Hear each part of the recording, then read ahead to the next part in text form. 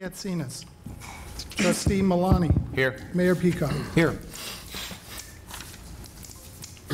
So we're here to kick off the budget cycle with our revenue hearing.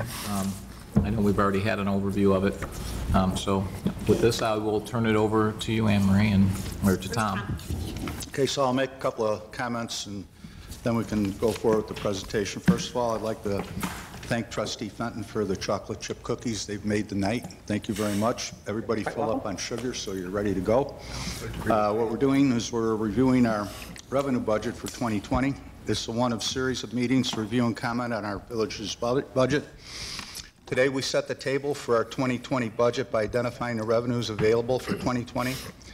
The directions we've had from the Board of Directors is to maintain a 5-year long-term financial forecast, maintain 20% reserves through 2023, consider no revenue enhancements, maintain a flat tax levy, which is the same status as the village has maintained for at least the past 9 years. We have, and our goal is to maintain a strong credit rating and to continue to reduce our debt. Things that we need to consider as we go through this process is we really need to look at our variable operating issues, all of which will have varying impacts on expenses. Some of the positives that we've experienced is the 2019 and soon 2020 early retirement incentives, which each will give us cost savings to our budget. The 2019 voluntary retirement of many employees, 18 positions eliminated through the 2019 budget. Variable operating issues that will impact reserves and the availability of 2020 funds. And something to keep in mind, every $250,000 in additional unanticipated addition to our budget equals 0.1% in terms of our maintaining our 20% reserve balance. Every time we add an unbudgeted item, we negatively impact the reserve and potentially create a future issue for variable operating expenses and potentially capital projects. For example, in 2019, we've had several examples of one-time items, negotiated settlement, consultants that we added weren't in the budget, an issue for the needs of the business. They had 2 full-time staff members to BIS, and first time for a concert. While the concert was very successful, financially it's going to cost the village a little bit. We also have a couple of recurring expenses that we have very little or no control over, and that's pensions and employee benefits. So to close, while now today we are reviewing and commenting on our revenues, to be successful long term, we need to continue to review and reduce our expenses. And perhaps the most important issue is that we need to consider tough decisions on how to grow our revenues to ensure long-term viability. So with that, I'll turn tonight's presentation over to Anne Marie. All right. So just really quick, just go ahead and flip it. So we're just going to kind of cover what we covered at our first meeting. Probably want to use some microphone so he can pick you up. Yeah, he's recording, so you probably want to use some microphone. Oh, sorry. Thank you, Anne Marie. Yep, sorry. We're just going to kind of talk about the long-term financial forecast that we presented at our budget kickoff meeting, go over the excess funds that we have based upon the results of our 2018 audit, look at our revenues proposed for 2020, and then kind of talk about what's available to fund our target budgets, our variable operating, as well as capital and technology in the operating funds. So just jumping really quick, this is the exact graph that was in the budget kickoff meeting presentation, and it just kind of shows you the trend of our fund balances. We've made great strides over the last few years with reducing expenditures, both variable as well as our recurring expenditures, mostly related to personnel. We do have some revenue enhancements that we'll kind of talk about a little bit later, or revenue increases that we're able to factor in. But this is just kind of to remind you of where we were when we were starting the 2020 budget process. So you can see that we have available fund balance over the 20% that we have board authorized up through 2022. But after that, obviously either expenditures will have to decrease or revenues will have to be enhanced. The full effects of the ERI is not in this graph. There are still a number of retirements that are most likely going to occur. They're going to save the village money long term, but we don't have them factored in here because we're just not sure yet. So this was really just kind of a reminder of what we talked about on June 10th, I think our meeting was, and where we're kind of starting the 2020 budget process. So our general feeling on this, like we talked about, is that in the out years, it will look a little better than this, based on what we know right now, with barring a catastrophe or whatever, based on the things that Yes. we know are likely to happen, Yep. that these numbers will probably get a little better. Yeah, and you're going to see this graph again at the end of the night, and it looks better already. But this was just kind of to remind you guys kind of where we started the 20 process. Okay. So we talk about every year how we have those excess funds from the prior years available that we utilize to fund the budget. Mayor Peacock, you had brought up last year utilizing those funds for capital and/or technology as opposed to just rolling it in for operating expenses. So this is just a kind of a detailed way of showing you our audited fund balances at the end of 2018, what we think our revenues are going to be for 19, what our budgeted expenditures are, and those budgeted expenditures have been increased for some of the changes that Tom just talked about. So that's not our original budget that we passed. And then the required reserves at the end of 19 leaves us about $1.5 million of excess fund balance over and above our required fund balance that we need to get to the 20% in 2023 of that, about that $1.5 million that we can utilize for technology and capital projects in our operating funds. So that's kind of our starting point for the 2020 budget. So if there's not any questions, I'm just going to kind of go through the revenues more high level. I know we gave you the detailed listing of revenues earlier. I did get some questions from some trustees. I have the answers for some of them, and Trustee Fenton, I gave you some of the answers to the questions that you had asked earlier. So I'm just going to kind of go through them quickly and really just focus on our large revenue sources.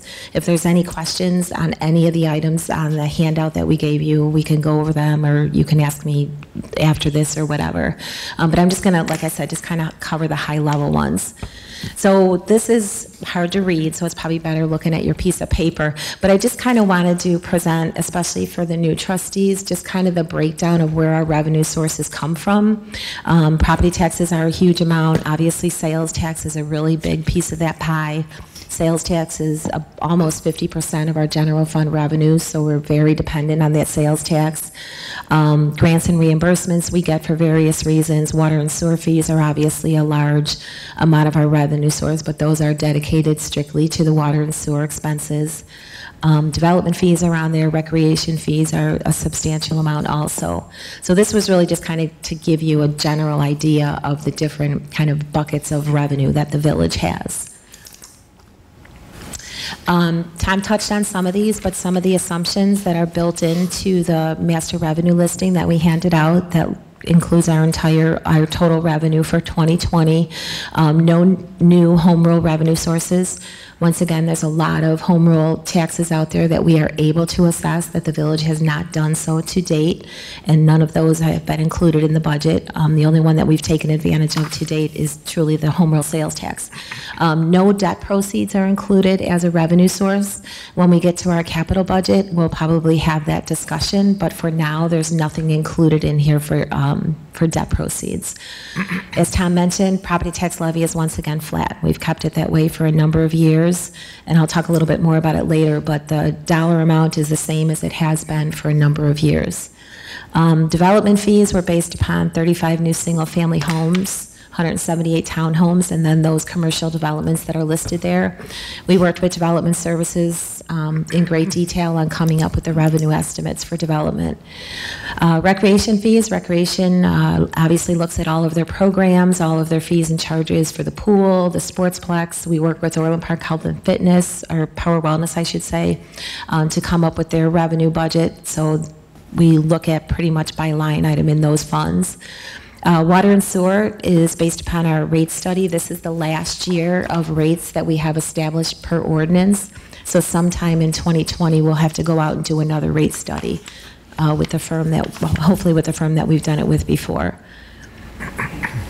When do you want to go for a rate study? I'm sorry? Mid-2020. So we have rates set per ordinance through the end of 2020. So we'll do it sometime in the middle of the year. Do we have any evidence? Is Chicago talking about more rate increases? Well, they did their huge ones. If you remember, they had like 25%, 15%, 15. Now it is, I think last year's was under 3%. And we just had a meeting with on the Oak Lawn Regional Water System, and it was mentioned that it would be about that amount again. So nothing significant. Thank you. So I just wanted to kind of touch on sales tax, which obviously is our bread and butter. With all the talk of the new laws and the new system for collecting taxes, I just kind of wanted to walk through it to make sure that we're all on the same page.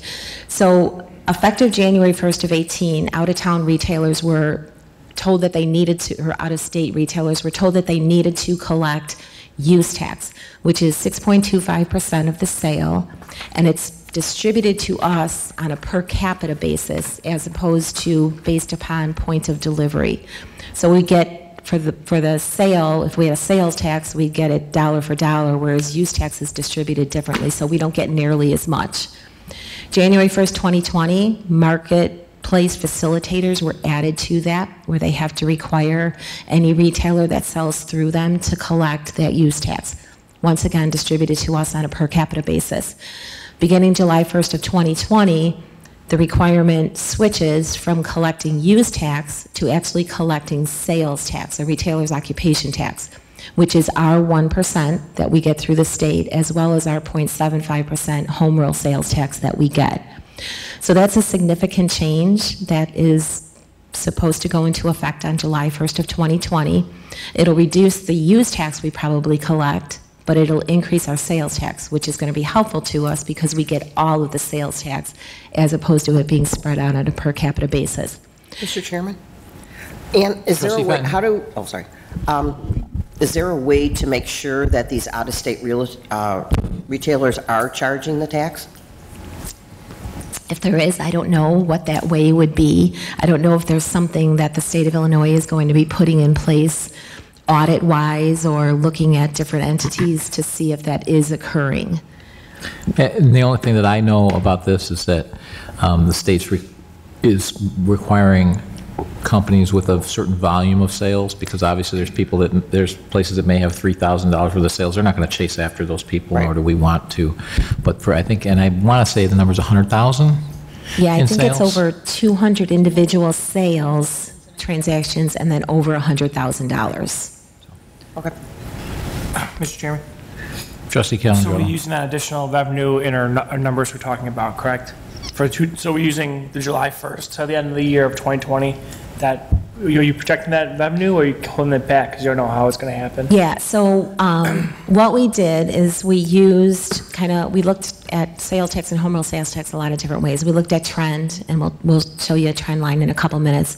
We did a market analysis. We looked at new businesses coming into town. We looked at businesses that have closed. We considered Von Maur and the AMC Theater, and that's going into the mall. We were pretty conservative on that because we're not quite sure how this transition from the use tax to the sales tax is going to occur. We did factor in an increase in use tax of, I think, about $150,000, and then an increase in sales tax of about $240,000. So we did factor in increases for both, but we were pretty conservative on our estimates. And the increase in sales tax includes Von Maur, correct? Yes, it does. So. Yeah, and we based that on the Carson's trend, at least for the first year, knowing going forward it'll probably exceed that, but that was the kind of the best information that we had. And based on the projections I've heard from Von Maur, they anticipate to exceed Carson's by a significant amount. Now, whether or not they do that the first year, but if they do what they think they're going to do, they're going to meet Carson's numbers. So the 240 should be pretty conservative then. Yeah. If they meet Carson's numbers. Mr. Chairman? Trustee Dodge. So, Anne Marie, is there anything else that we know the state is talking about doing in 2020? There's plenty of changes here. Is there any other hint that we're getting from any of our sources about other changes? It's question one. And then question two is, I assume they've done nothing about sitting on the money for 90 days, correct? And they're not taking different shares? We still get our sales tax 3 months in arrears. That has not changed. The administrative fee is applied to the home rule sales tax that we receive, but not the sales tax, because that's not locally admitted or locally collected. I don't know of anything else. Mayor Pekow, I'm not sure if you do. They're not, they're still skimming off the LDGF like they have in the past. Yeah. They're not giving us anything back on that, and they're still charging us a sales or administration fee for cutting us a check. On the home late. rule sales tax. Yeah, every, however often they do, every month. Every month. So, other than this, we're at so for stasis. 12 checks a year, we pay, what, 1%? It's about Or 2%. $250,000 that it costs us in a year. So yeah, 20 And the grand a check. LGDF changed last year, so it's consistent pretty with high last year. So broadly, state inefficiency costs us 1 park or 2 cops every year, just in You could say useful that. equivalents? Thank you. At least. Let's not even get started on IDOT projects. Okay, all right, so this is. Yeah, so this is just really kind of Thank how you. we estimated sales tax and use tax for 2020. Conservative, but with some increases in place, not knowing exactly how all of these changes are going to affect us. I'm going to just kind of hop on. So this is really just to kind of show the trend. So I know it's small once again. You can look at the paper. So 2017 was or I'm sorry, 2007 was our highest year ever for sales and home rule sales tax prior to the recession, to the crash of 08, 09. So that was kind of my starting point. So you can see how 2007 we were high, then we dipped pretty low, and then we kind of started going back up. But now we've really leveled off, and over the last 3 or 4 years, we haven't seen any significant growth in sales tax or home rule sales tax. But the one thing we should point out is that in 2018, we lost in a month, there was an announcement that cost us about $1.2 million Yeah, in over the total year, tax. yeah. And we're not seeing that in 2019, but we're going to get a significant amount of that back with Von Mauer for Von Mauer, sure. right. And then we'll see if we can get those others filled, but we do know that the Toys R Us, it's probably not going to be dollar for Toys R Us, because you're going to replace with restaurants, but it will bring some in there. So I think 2020, we're going to start to see a significant jump back towards that. Yeah, and we did factor that. We, like I said, about 250,000 we factored in, so hopefully it's more than that, but just to be conservative. So this was really just meant to kind of show you how it's trended over the years and how, yeah, we did go back up in 15, 16, but now we're kind of flattening out. It also really shows you, and the next, actually go to the next slide, Michelle. This is just our sales tax by SIC. So it kind of shows you that those items that can be bought online have really declined. The drugs and the miscellaneous, the general merchandise, furniture and accessories, apparel, those you see are less than in 2016, 2017, and they're kind of trending down. But the auto sales is trending up. And you see that in the difference between our sales tax and home rule sales tax collections, because our home rule sales tax has declined more than our sales, which tells you that in total, we're supported by the vehicle sales. So this just kind of shows you that trend that I think is going to continue to occur. Not surprisingly, apparel and general merchandise are down. I think furniture, one of the things in 2018, we did pick up Ashley Furniture this year, and then also Darvin finished all of their construction. Yeah. So that probably is going to help them in 2019 based on what I understand. So I think furniture is going to bounce back. And obviously, the nice thing with our eating and drinking is that we've added a lot of restaurants, but we're still growing the pie. The pie is not staying the same, and restaurants that are struggling, we're actually seeing that it's growing, and we've looked at it. Yep. Looks like most of the restaurants are up. Yeah. So that's a good thing. And we were going to put 19 on here, but the state's so far behind in providing this type of information that we don't have anything yet for 2019. Mr. Chairman, just in Trustee reverse Dodd. order. So regarding that, they're probably just stressed with writing all those checks after 90 days. And then, broadly, in a nutshell, this chart tells us a lot because we've been on a march to diversify the economy. So I'm personally would love to see more restaurants come to town so that Orland continues to be the locus for that type of use. And we haven't yet figured out how to outsource auto purchasing, but I'm sure somebody's working on it somewhere. Interestingly, I had that conversation with the auto dealers, and it seems like that's the one place where people still go to the dealer to buy. Relative to all other sectors, it's getting less. So the internet is massive information, but the final place of purchase, because they're not getting it delivered to their house, is the dealer, and the dealer handles all the titles and all that crap. So they, knock on wood, that stays that way. Let's hope it holds. And we've got a couple more dealers coming, too. So that's the other good news. Yeah, because that's a good thing, because it so goes auto sales, so go we. And if dealers come in, because I bet if we went back, can you go back to your previous chart? Yep. I bet if we rewound the top chart, 15, 16, 17, 18, I think we've had a steady change over time with auto dealers. At some point, we're going to be done. Tinley will be done, we'll be done, Orland Hills will be done with auto dealers, so that will stabilize, and hopefully the Right. American auto market stays at 17 million units a year, because we get, so. Let's hope. Okay. Did you have something else? Yep, okay.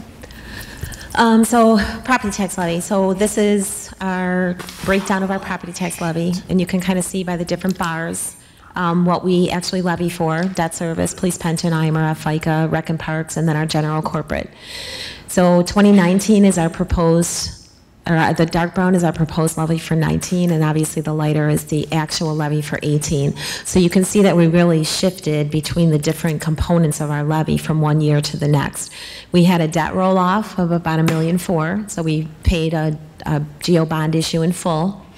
And had the police pension levy not gone up $885,000, all of that roll-off, which was about $1.4 million, would have fell into our corporate levy and would have been utilized to fund operations. But because of the change in our pension levy, because we're keeping the levy flat, we obviously didn't get to capture all of that debt roll-off for operations, because we're going to utilize it for the police pension contribution. So this is really just kind of to show you the components of the levy and then how they change from year to year, mostly based upon our pension obligations. The FICA pretty much remaining flat kind of shows you that our salaries really have kind of remained flat from 19 to 20, but the IMRF increase is due to a rate increase of IMRF due to bad market returns. You mean 18 to 19, which we expected FICA to stay flat because the people are coming off in 19, right? Yes, So yes. You just said 19 to 20, so. Well, it is 19 to 20. It's the 18 levy is collected in 19, and the 19 is collected in 20. So because we had so many retirees and people coming off with the positions that were eliminated, that levy for 2020 is a lot lower than it was for the previous years. Okay. So, and you kind of see that with FICA remaining flat. What would be helpful, I think, going forward, next time we see this, just throw 17 up there too, so we can see the impacts Okay. of We can do that. the operating changes that we've made. Yeah, we can send that to you, actually. Trustee Dodge? I wouldn't mind a total. It'll blow the bar up because it's big, so maybe you could just break it, but it'd be kind of interesting to see the total, because you've shown the decomposition within the total. The total levy? Or just the numbers. You could just put the numbers in a sidebar for, you've got all the bonds here, or the levy, excuse me. Well, the for all- total levy is The up total's top, at the because it's the top, same. yeah. No, I'm sorry, but yeah, just, I'd rather have the bar to kind of show period to period, to your point. We got 18 and we got 19 up here. Oh, yeah, okay. Right, if we put 17 up there, 18 and 19 for each of the pieces, we'll Flat. see that. And then what I would say, rather than making the chart too busy, just do another page that shows the levy across that it's the same. Is that what you're Okay. saying? Yeah, pretty much. Okay, okay. We can do that. You know, you could do like a stacked bar Yep, that yep. shows it, just so that you kind of see that. Yeah, we've done that in the past, but some of the components are so Right. low, you don't really see the difference. There's only 7 component, or Yeah. 6 components there, so it shouldn't be too bad. We'll try it. So do it both ways. Okay, Would we'll send be- that out. Would be good. I think it's critical to note here what's happening with the pensions, from 3.1 to almost $4 million bucks, and the other thing is that it's 31% of their salary that's going into pensions, and that is a massive amount. And I think You know, and that may trend differently next year. You know, we had a bad market return that obviously is smoothed out, that was factored in this year. There was also some assumption changes in the actuarial valuation that caused that also. But their market assumptions, they're utilized by all municipalities, they're utilized by the State Department of Insurance, so they weren't out of the ordinary. So, not to put you on the spot here, but I know we've talked a lot about the pension fixes that are out there, and the one that seems to make a lot of sense is to get the pensions into the IMRF system where they can pool their money, save some administrative costs. Historically, they've gotten a better return than we've gotten, and because they've got a much bigger pool to work from. It helps us quite a bit. It helps small municipalities a lot. Without really changing how they're funding anything. So that would be something that seems to be a no-brainer, but we still can't seem to get done at the state level. Yeah, so our return, I just looked up our police pension return to date is about 11% year to date. So we're doing much better than we did last year where we ended, I think, a negative 3%. So that will help going forward, but once again, that'll be smoothed out so it won't bring that levy all the way back down next year. So we're probably kind of stuck at that 3.9 for a little while. So if we continue to keep the levy flat, if that does grow, that'll continue to eat away at the portion of it that we actually use for general operations. And we do have some debt service rolling off the next couple of years too, a little bit? We have another one. I don't think it rolls off next year. I believe it's the year after. That's on the levy. We have debt that's rolling off that's not on the levy, but I think the last one on the levy rolls off in 2 years. Okay. Okay. This is just kind of some of our other larger revenue sources. Income tax. We get all of these per capita from IML, who publishes based upon research that they do, and most municipalities use that to formulate their budget. Income tax, we collect about $6 million a year. Use tax is the $32.75. Motor fuel tax went up a little bit, the per capita, plus we're going to get our share of the additional 19-cent tax that was put in place. We don't get much of it, but we do get some. Video gaming, based upon the ordinance that was recently or will be brought to the board, we think that there's going to be maybe like 7 new entities next year that would each have 5 terminals, so we factored in a slight increase in video gaming tax for next year. So those are I didn't really go into a lot of detail on the revenue. I just touched on the larger revenue sources. So if there's any questions on any other ones, we can, go through anything that the board so chooses.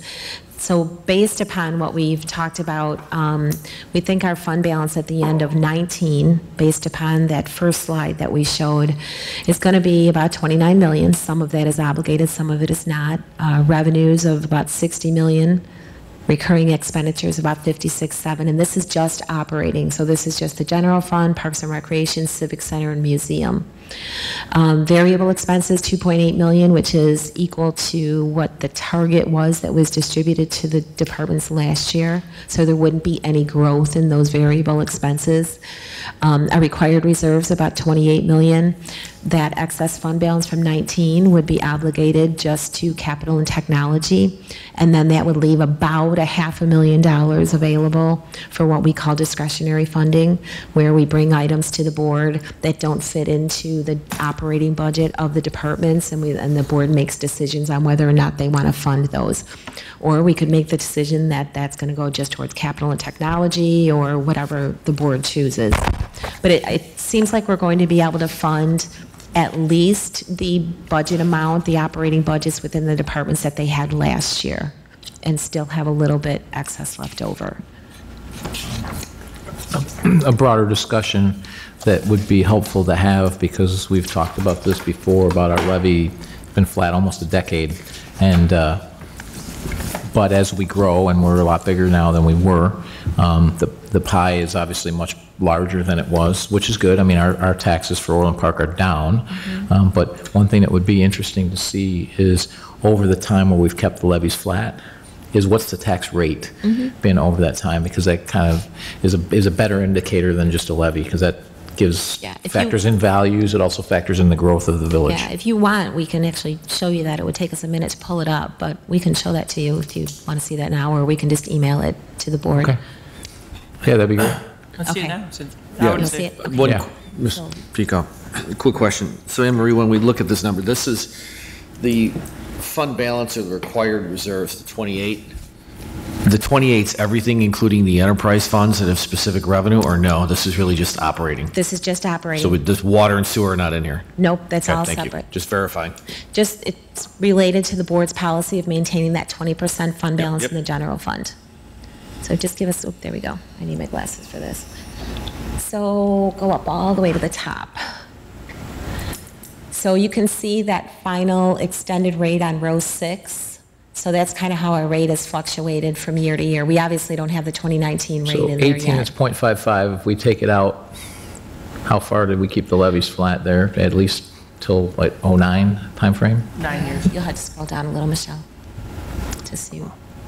So you can see, Scroll down. 4, 5. so we're going. trending well back down, Keep going. obviously, from where we Trying to get to were the total levy. in 11. sorry, this is a big file. Yeah, so 13 right there, no, 2011 is our levy has been the same dollar amount since tax year 2011, which is budget year 2012.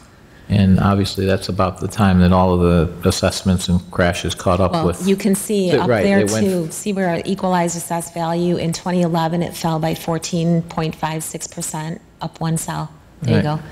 And then- Negative 771. So our first positive year was the 2016 tax year where our EAV actually went up. So we're really still recovering from the pre-recession EAV was 2.7 billion and we're not there yet. Right. So, okay, but we're trending significantly positively Yes, lately. and you can see that through With our more tax coming. rate declining. And obviously, the additional thing is we do have some things that have come in that would provide a significant amount of, is that included in the EAV, say the University of Chicago? Is that included in the EAV or no, since it's not taxable? That is not included in there, right, So some of the non-for-profits, right. Or And then not. our tip obviously wouldn't be included in there either. right, okay. So, but you can kind of see our rate has been going down over the years as, So, where you go? So, Anne Trustee Marie, Dodge. we'll have another triennial in 20 next year? 2021, 17, 18, 19, 20, yes, 2020. Tax year 2020, calendar year 2021. So do we have a perspective on what may or may not happen in combination with the Cook County assessor and the state's We're just legislature? having a conversation today. So, I mean, I think if you, Crystal ball. if you turn on a randomizer switch, you'll probably get something like an understanding of their policy, but given what's Right. going on in the northern suburbs, Yeah, you know, where I'm going with this one is not so much that the system is horribly broken and it needs to be fixed. I think we all would concur with that. I don't know if any of the fixes that they've tried to do so far make any sense. And I think we'd have to spend a lot of money on defibrillators when the people of Orland Park get hit with whatever reform they're proposing. So I just want to be mindful of that. Yeah, And it's a bit of a crapshoot, I think, with what Cook County's doing. I think what's happening in the northern suburbs is that and the northern part of Chicago in particular, is that their assessments are getting to where they should have been, and the ones in the south are going down to where they should have been. So in the city in particular, they've seen a huge swing. We probably, my guess is, for the average taxpayer here, the swing won't be as bad because 90% of the taxes are local. So it's the same levy, it's the same pie, and if you're being assessed the same way locally, but it's the county tax and the mosquito abatement and all that could vary significantly, but. As well, I'm just I guess we'll just keep a dial. I'm just concerned about how they treat the Yep, southwestern absolutely. suburbs on the assessment side of things, Yeah. which, and we really don't have any control over it. I mean, I don't know exactly how they calculate it. I don't know, I mean, I know how, but sometimes I think it's not very consistent. I think the but- bigger wild card is if they start treating homeowners and businesses differently and start bringing it more towards how Will County does, then you're going to see some big swings. Yeah, and the equalizer, you know, the state of Illinois determines the equalizer, and I'm not really sure that that's an exact science either. So it's really hard to predict how our EAV is going to change. I think that there's a big difference between exact science and wealth redistribution, but, you know, somewhere in there is You know what they what I do. mean. Thank you, Anne Marie. Okay? So this kind of shows what we think we have a little bit of extra funds available. We'll be able to fund our regular departmental budgets. No drastic cuts will be necessary as of now with what we have put together. Can you go to the next slide? This is our long-term financial forecast revised somewhat. So you see it's much better than what we presented at the kickoff meeting, and that is almost completely because of some of the revenue changes that we made. Our sales tax, like I said, went up a couple $100,000. Our income tax went up. Our motor fuel tax went up about $500,000 based upon the 19-cent distribution part of it that we're going to get. So we're a little bit better going forward, but as you can see, still with the existing revenue sources that we have and trending our spending based upon a revised compensation plan, 18 fewer full-time positions, we're still going to get to that point in 2023-ish where we don't meet that 20% fund balance. Expenditures are still probably going to be reduced through additional retirees. We haven't finalized the compensation plan yet going forward. We're still kind of working out the details as we go through negotiations. So I think it's going to be better, but I'm not sure without enhancing our revenue sources that will meet that 20% in 2020. 2023. I'm sorry, 2023, sorry. So this is going to continue to be up. But, I mean, we're looking, 4 years out, we're looking like we're pretty close. Exactly. And we don't Much have better to, than we we don't have were. to make any, at least from what I see, it doesn't look like we have to make any decisions yet. Nope. But we need to be mindful and at least understand what the ramifications of the things that Yeah. we're looking at are. One of the questions I have we looked at, I know we've talked about this a little bit, at pilots, so payment in lieu of taxes, as we're seeing more businesses looking to come here that are non-for-profits that potentially are going to take things off of the tax rolls, which isn't going to change our levy, but will change the distribution to our residents. Yeah. I don't know a lot about implementing pilots. That would be something I'd It have to would research. probably be good for us at least to understand them, and at least do our research on them, see where they've been implemented, so that if these deals do come around, we know what's on the table for us or not, and we're not acting blindly and reacting. Let's just be prepared for the possibility. So that's really all that we have. So go ahead. Just because I think as individuals and as a community, we've lived through a major financial crisis. And there's a big difference between Walmart coming to grips with proper valuations and a drop in the U.S. economy. This assumes basically a fairly steady state, robust overall economy, correct? Yes. And Illinois economy.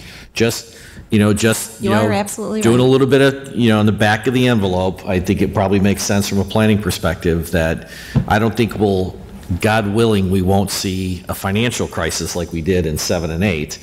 But if the U.S. economy has slower growth, one of the first things to go are the discretionaries. And as we've seen, autos are discretionary. I just want to, put it out there, put it on the risk matrix, that if the economy softens, we could have issues. Just saying. I think Right. just rational perspective. Which is one of the reasons we keep the reserve. Yep. And we budget very conservatively. Right.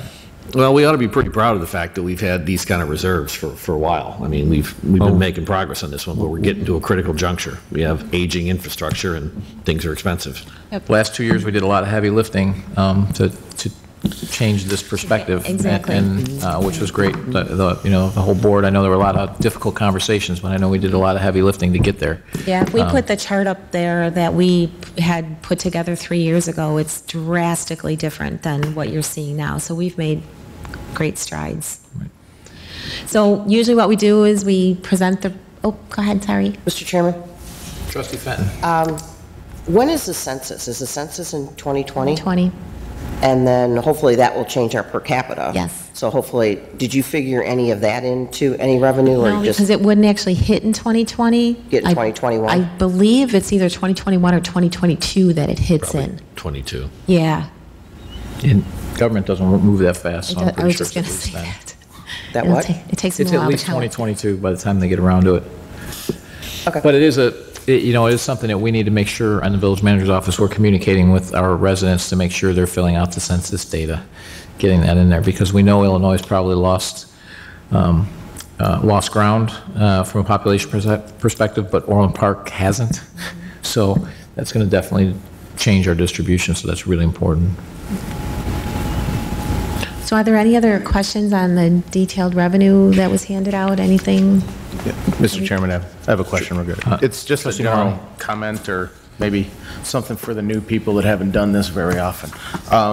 When you gave us the breakdown, the detail, it was nice that it was laid out like this, but I think having the year-to-dates for August and the year prior, so we can kind of see where we're at, to be able to kind of see what progress we're making compared to last year, because looking at the actual data versus what we have in August, it's kind of tough to cool. judge. We could do And that. and possibly even get, what our target was, like for the 2018, see what the target was versus actual as well. So- Okay, we so can do that. When we look at our proposed, we know where we're at. Yeah, we can revise this and get you a new copy with that on there. Because It'll realistically, take us a couple Just be weeks. good as a comparison. Yep, you know. that's fine. realistically, timing of our revenue sources should be roughly the same year on year. And, for example, our sales tax lags a lot, so you really can't tell much from that projection. Yep, we'll get you that. Great.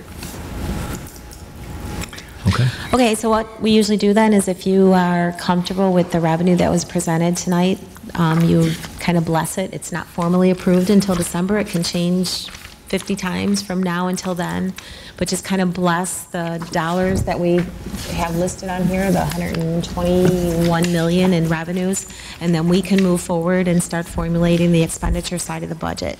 Before we entertain that motion, are there any other questions or comments? That would be you, jump in there. One other question and comment, I guess, is that historically, we have subsidized our Parks and Rec department by 50%. And I know when that was first implemented many, many years ago, I think before any of us were on the board, It was like a year after I started here. that we were going to ratchet that down over time. That's just something that we should, as we look at those numbers softening, is that something that we should be looking at doing, since we never did ratchet that percentage down to 49 or 48 or anything like that. So might be something to consider. Makes sense. I don't have a problem considering it, because I think, when did we do? We did that a long time ago, correct? Yeah, I want to say, I started here in 2003, and it was right after I started here. I'll take a wild guess that that might have been the, I don't know, do 50-50 when we started that levy to stop encroachment from other park districts long before any of us showed up. Yeah, I don't. So, I it's don't know. probably, Yeah, it's been a long time. I think To your it's point, I before think us. it's time to uncork it, because, if people have pretty good expectations in Orland for what their parks are and where we're going with them, there's a dollars and cents thing we have to address. So I'd be comfortable having a discussion. Okay, so do you want us to move forward with that assumption of ratcheting it down to some dollar amount? I or think some what we'd like percentage? is let's do it where it's at, but I think, why don't you give us, some breakdown of what it would look like at 49, 48, 40, Okay. You just go, I mean, I don't think anyone wants to take a huge bite at one time. Maybe go 49, 48, and see what that looks like. Does that make sense? Keith, it does, because it's a direct investment in quality of life. So I think we need to kick it around a little bit. And the assumption would be that that difference would come from fees, not from the levy? Yes, I think so. We have to figure it out. Yeah. Okay. Okay, we can do Especially that. as a lot of our programs are competing with the marketplace as well. So Okay, I think we we can have to do look at that. that. Okay, so you're good with us, though? We'll wrap that in there, moving forward, and, Can you flip back to your assumptions just one last time before we cast a vote here? keep going, back to the assumptions, I think. Is it trust but verify? Was that the thing? I think this. I'm a Reagan yeah, fan. You Reagan, guys know yep. that. All right, so basically stasis on our revenue, other than normal flux in what's going on with our development. Yeah, changes in our existing revenues, but nothing new.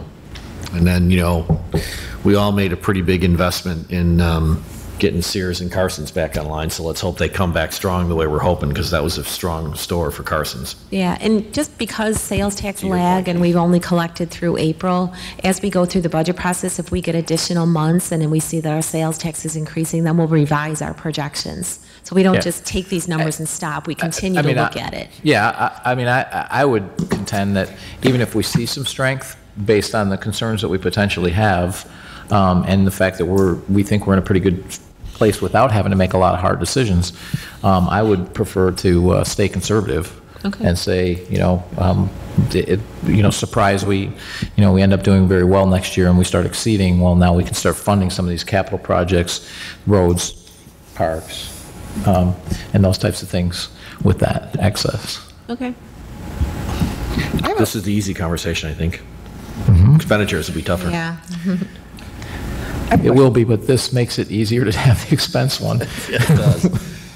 Mr. Chairman? On the Sertoma Center, Trustee Fenton. what revenue are you expecting from them? Permit Surcharge, you fees? Oh, permit fees, okay. Trustee Healy. Anne Marie, I just was curious, so the projected excess fund balance went from 1.467 to 0.548. Historically, which, is it going down? Oh, yeah, I would say back, I don't know, 4 or 5 years ago, we would have excess fund balance of $3.5 million.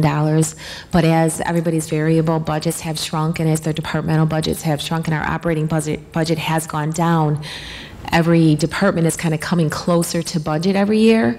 So there's not that savings that we get to carry over to the next year. So this is probably the lowest that I've seen outside of 2008, 2009. Yeah, and also that money was rolled back into operating budgets, so now that it's not, I think our budget numbers, given the reductions we had to make, I think the budget numbers are just more accurate, a little bit more accurate. Okay, thanks. Yep.